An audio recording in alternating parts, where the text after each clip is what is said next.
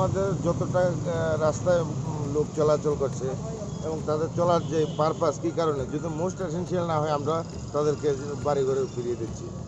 আর যারা most essential যেমন vaccine নিতে যাচ্ছে, কেউ ডাক্তারের কাছে যাচ্ছে, তাদেরকে আমরা অ্যালাউ করছি। এখন অবধি কতজনকে ডিটেইন করতে পেরেছেন? না, এখন পর্যন্ত আমাদের হাতে ডিটেন হয়নি, তো আমরা প্রায় 200 মতো বাইক এবং গাড়ি চেক করেছি।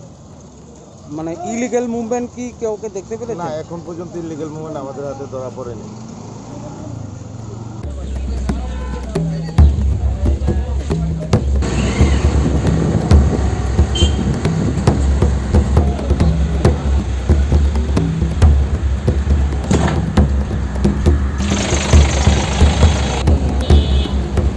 মোবাইলে দেখে